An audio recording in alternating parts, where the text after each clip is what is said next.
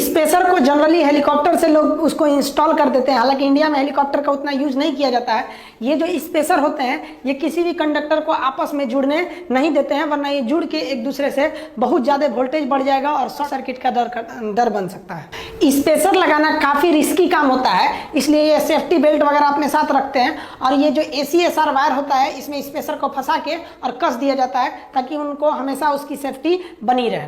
पहाड़ी एरिया में लोग पैराशूट से ग्लाइडिंग करते हैं या एयरपोर्ट के पास जब जहाज या हेलीकॉप्टर नीचे आती है तो ट्रांसमिशन लाइन से टकराने का डर हो जाता है, तो वो ट्रांसमिशन लाइन से न टकराए इसलिए उनके ऊपर एरियल मार्कर बॉल लगा दिया जाता है। ये एरियल मार्कर बॉल जो होते हैं ये एयरपोर्ट या हिल्स वाले एरिया में लगाए जाते हैं। इन्हें हेलीकॉप्टर द्वारा भी सेट किया जा सकता है या कई अलग अलग द्वारा। इन्हें हम लाल ऑरेंज ज्यादा रंगते हैं ताकि ये इनका वेवलेंथ ज्यादा होता है और ये दूर से दिख जाते हैं ताकि दुर्घटना न हो। इसको एयरपोर्ट वाले एरिया में 50 फीट की दूरी पर और हिल वाले एरिया में, पहाड़ी एरिया में 200 की फीट पे दूरी पर सेट किया जाता है। वो डिपेंड करता है विजिबिलिटी कितनी है। इसका मेन मकसद होता है कि लोगों को समझ में आ जाए कि यहाँ पर ट्रांसमिशन लाइन है, वरना पैराशूट से घूमते आया उतर गया ट्रांसमिशन लाइन पे या कोनो जहाज उतार दिया इसी पे, दिक्कत हो जाएगा। देखिए ट्रांसमिशन लाइन जब भीड़ भाड़ वाले एरिया से गुजरता है या किसी हाईवे से ऊपर से गुजरता है, मतलब ऐसा लगता है कि अगर ये ट्रांसमिशन लाइन टूट के गिर जाए तो नीचे लोगों की जान का खतरा हो जाएगा, तो एक अलग से तार वहां पे जाली बना दिया जाता है तार का, उसे हम लोग कहते हैं गार्डिंग वायर। ये गार्ड करते रहता है कि ऊपर से तार नीचे ना गिरे। ये भीड़ भाड़ वाले ही एरिया में लगाया जाता है गार्डिंग वायर। आप अपने शहर वगैरह में भी देखे होंगे इस तरह से गार्डिंग वायर लगाया जाता है। ये गार्डिंग वायर का एरिया डिपेंड करता है कि भीड़ का एरिया कितना है और नीचे की सड़क कैसी है। बिजली जहां से बनी थी वहां से तो आप लेते हैं, अब अपने शहर के बाहर जहां सब स्टेशन लगाया जाता है, अब इस सब स्टेशन में घुसा दिए। यहीं से मेन दिक्कत शुरू होता है कि डिस्ट्रीब्यूशन कैसे किया जाए, कहां कहां किया जाए। पता चला 33,000 वोल्ट का करंट यहां ला दिया, आपके घर में दे दिया तो घर सहित उड़ जाएंगे आप भी। तो इसके अंदर बहुत सारे इंस्ट्रूमेंट लगाए गए रहते हैं। अब जैसे मान लीजिए यहां से तो ये टावर के थ्रू करंट आ रहा है, अब इसमें सर्ज अरेस्टर क्या होता है, KCP CT क्या होते हैं सब, और उसके बाद यहां से निकलता है। तो इसके अंदर सब स्टेशन का लेआउट समझते हैं हम लोग। देखिए टावर द्वारा उतना वायर लाया जा रहा था, उस वायर को आखिर कहां जोड़िएगा, तो उस वायर को जोड़ने के लिए हम बस का प्रयोग करते हैं। यहाँ जो व्हाइट कलर की लाइनिंग दिख रही है ये क्या है, बस है। 3 ठो बस दिखेगा, 1 2 3, और यहाँ भी आपको 2 बस मिलेगा, 1 2।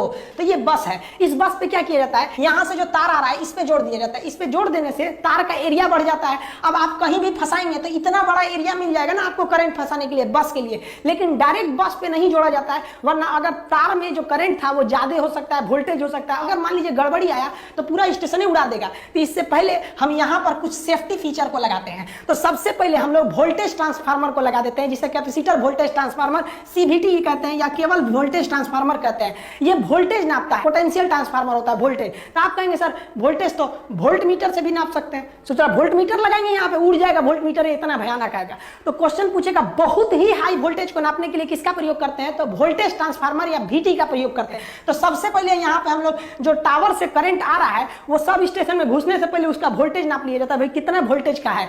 अब मान लीजिए कि वोल्टेज बहुत ही ज्यादा है, क्योंकि जब भी कोरोना होता है या आसमान से बिजली गिरती है तो अर्थिंग वायर पे ही गिर जाती है, या मान लीजिए फेज वायर पे गिरी तो पूरा वोल्टेज भेज देगा आपके सब स्टेशन को, उड़ जाएगा सब स्टेशन वहां पे। तो सब स्टेशन उड़ ना जाए इसलिए पहले ही हम वोल्टेज ट्रांसफार्मर लगा के नाप लेते हैं। अब एक बात बताइए, मान लीजिए वोल्टेज 4 गुना है, आप नापिए के क्या करिएगा, रोकने के लिए कुछ ना कुछ तो लगाएंगे ना। तो रोकने के लिए हम लोग वहां पर सर्ज अरेस्टर लगाते हैं। सर्ज क्या होता है, बहुत ही ज्यादा वोल्टेज का बढ़ जाना या लाइट का बढ़ जाना, उसे हम सर्ज कहते हैं। तो इसको अरेस्ट करके रख लेना, उसे हम कहते हैं सर्ज अरेस्टर। तो वोल्टेज ट्रांसफार्मर के जस्ट पीछे होता है सर्ज अरेस्टर। दोनों की डिजाइनिंग सेम रहती है। आप यहाँ देखिए लंबा लंबा ये दिख रहा है, ये वोल्टेज ट्रांसफार्मर है, ये वोल्टेज ट्रांसफार्मर है, और जस्ट यहाँ पे लगा हुआ है आपका सर्ज अरेस्टर। ये सर्ज अरेस्टर क्या करता है, थोड़े जो जेन्युइन करंट है जितना चाहिए उतना को वो आने देगा, और हाई वोल्टेज के करंट को जमीन में डाल देगा। जमीन का पोटेंशियल 0 होता है, कितना भी वोल्टेज दीजिए वो ले लेगा। जैसे प्रेशर कुकर देखते हैं, कुकर के अंदर अगर प्रेशर नॉर्मल है तो कहता है कि बबुआ अंदर रहो, और जहां जाते होता है तो सीटी हट के कहता चल बाहर भाग बाहर भाग। तो ये इस तरह से एक प्रेशर कुकर का सीटी की तरह काम करता है ये सब स्टेशन के लिए, कि अगर नॉर्मल वोल्टेज आएगा, जिस वोल्टेज के लिए ये सब स्टेशन बना है, मान लीजिए 66,000 33,000 वोल्ट के लिए बना है, तो उतने को ये जाने देगा। लेकिन अगर इससे पहले लगा वोल्टेज ट्रांसफार्मर कर देगा, नहीं भैया 33,000 की जगह ये 45,000 दे रहा है, तो ये क्या करेगा, 33,000 को जाने देगा। अब बाकी बचा एक्स्ट्रा को ना ये ग्राउंड कर देगा जमीन के अंदर, कहेगा भाग तुम अंदर यहाँ पे, वरना आगे जाके गड़बड़ हो जाएगा। सर्ज अरेस्टर भी डिपेंड करता है कितने वोल्टेज के लिए। छोटे छोटे सर्ज अरेस्टर भी हो सकते हैं, बड़े हो सकते हैं। बड़े सर्ज अरेस्टर के ऊपर ये राउंड लगा दिया जाता है, जिसे हम लोग एंटी कोरोना रिंग कहते हैं। आपको पता है कि वोल्टेज ज्यादा होने से कोरोना इफेक्ट बन जाता है, इसलिए इसे राउंड क्यों कर दिया जाता है, समझा दिए।